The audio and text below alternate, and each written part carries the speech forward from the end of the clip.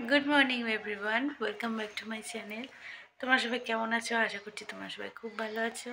আমিও আছি ভালো। প্রচণ্ড ঠান্ডা, আমি মুখ চোখ দেখে বুঝতেই পারছো। এখনই ঘুম থেকে উঠলাম, এই মাত্র ঘুম থেকে উঠলাম।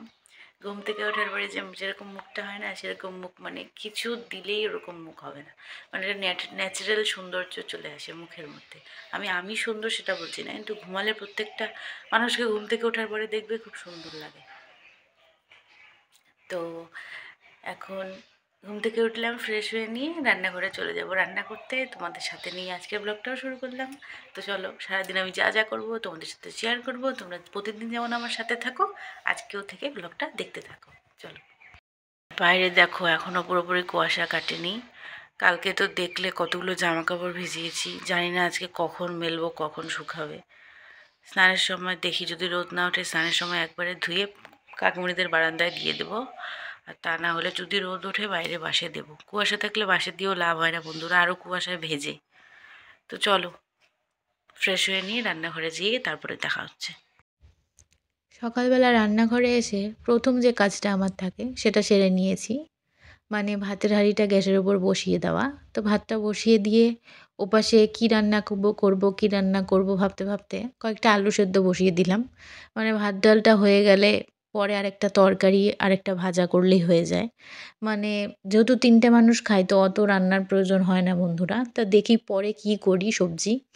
তো আপাতত তো ভাত ডালটা বসিয়ে নিলাম। তারপরে যেহেতু আমি একা হাতেই সব কাজ সামলাই, তো রাত্রিবেলা রান্নাঘরটা বাসন মানে সকালবেলা আমার ঠান্ডা জলে বাসন মাজা, গ্যাস পরিষ্কার, নিরামিষের দিনে হাঁড়ি কড়াই মাজা সেগুলো কোনো দিনই থাকে না।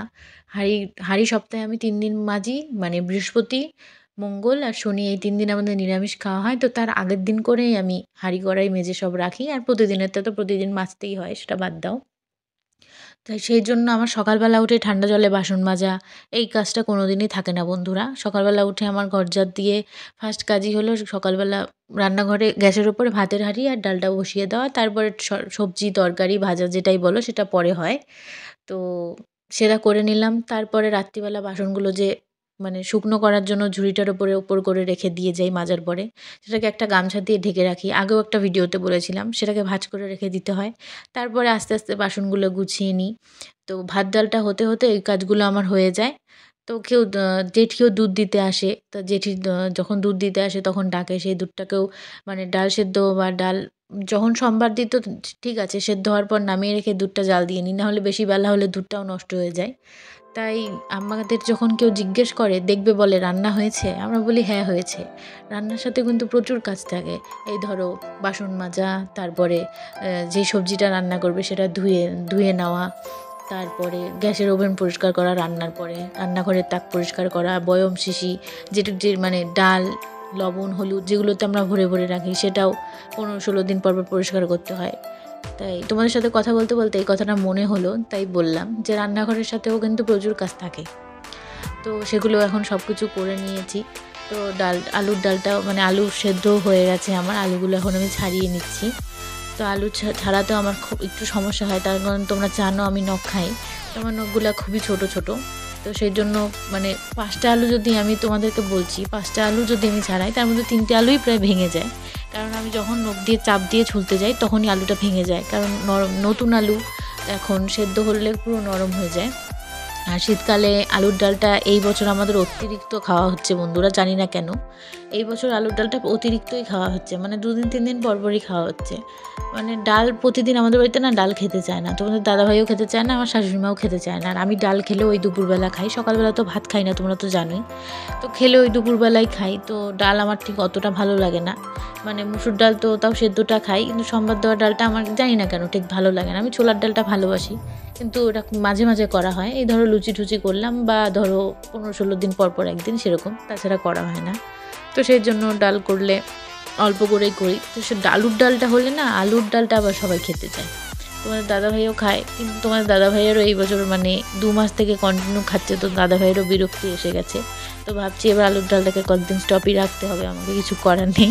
মানে আমার শাশুড়ি মা খুবই ভালোবাসে, আমিও খাই। আগে বিয়ের আগে খেতাম না, এই বাড়িতে এসে আলুর ডালটা রান্না করা শিখেছি। তো এখন নিজেও খাই, ভালো লাগে। তো এই রান্নাঘাড়িগুলো কমপ্লিট করে নিই। তো আজকে একটা পার্সেলও আসার কথা, দেখি কখন আসে, তোমাদের সাথে তো অবশ্যই শেয়ার করব।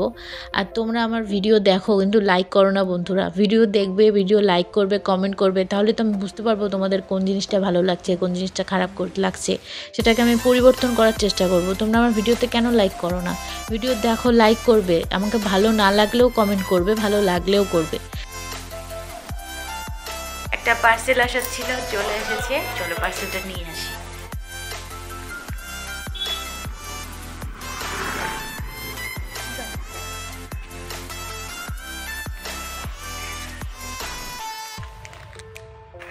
তো বন্ধুরা, রান্না প্রায় শেষ, তরকারিতে জল দিয়েছি। তা আমি এখনো খাইনি, ভাবলাম তোমাদেরকে আগে পার্সেলটা দেখিয়ে নিই, তারপরে খাবো। চলো খাই।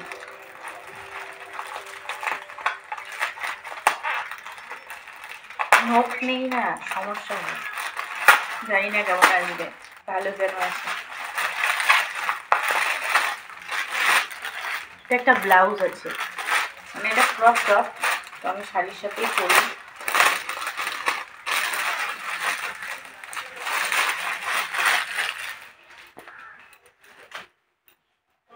এই যে এটা একটু রানি টাইপের শেড লাগছে, কিন্তু এটা রানি না বন্ধুরা, এটা একদম ডিপ মেরুন কালারের। জানি না ক্যামেরায় কেন অন্য লাগছে, হয়তো আলো পড়ছে ওইভাবে, ওর জন্য হয়তো। আর ক্যামেরায় কালারগুলো একটু অন্যরকমই লাগে।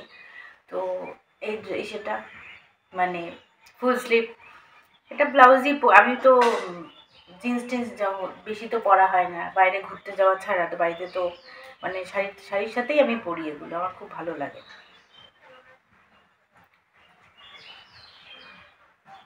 ভালো আসছে, নেকটাও দেখো খুব সুন্দর, পরে তোমাদের সাথে শেয়ার করব। দারুণ এসছে। চলো এখন খেয়ে নিই। এখন এই যে আমার খাবার নিয়ে বসে গেলাম, ওটস, খেজুর আর কলা। কারণ চিনি ছাড়া তো খেজুরটা দিলে একটু মিষ্টি মিষ্টি হয় বন্ধুরা। তো আজকে বেশি নিইনি, ছোটো বাটিতেই নিয়েছি। ছোটো বাটি কিন্তু দেখতে বড় লাগছে। তো খেয়ে নিই, তা রান্নাও কমপ্লিট হয়ে গেছে। এরপর ঘরটা ঝাড় দিয়ে নেব। তারপর অনেকগুলো কাপড় ভিজিয়েছি, রোদ উঠেছে তো ভিজিয়ে দিয়েছি, দেখো রোদ উঠেছে, ভিজিয়ে দিয়েছি। দেখি এখন কাচি না স্নানের সময় কাচি, একটু পরে আবার কথা হচ্ছে। তো পার্সেল ওপেনিং করার পরে ঘর-টর ঝাঁট দিয়ে স্নান করে কাপড়গুলোও কেচে নিলাম বন্ধুরা। এক গামলা কাপড় কেচেছি, দেখো কাপড় তারটা তো উঁচু, আর আমার হাইটটা মানে যেহেতু বেশি না, আমি একটু শর্ট হাইটের। তো আমি কাপড় মেলতে মেলতে না আমার ঘাড়ই ব্যথা হয়ে গেছে আজকে, জানো এত কাপড় মেলেছি। তো বন্ধুরা, বলেছিলাম সন্ধ্যাবেলা একবারে দেখা করব। তো এই দেখো চা করে নিয়েছি, তোমাদের দাদাভাই প্যাটিস এনেছিল দুপুরবেলা, তো এখন একটু গরম করে নিল, ওই তাওয়ায় সেঁকেছে, আমি চাটা করলাম। তো এখন এই যে সস নিয়েছি, চা করে নিয়েছি, এখন খাচ্ছি। খেয়ে দিয়ে একটা শর্টস ভিডিও বানাবো, তারপর রাতে খাওয়া দাওয়ার সময় আবার কথা বলি। আজকে রাত্রিবেলা রান্না করব ফ্রাইড রাইস আর চিকেন কষা।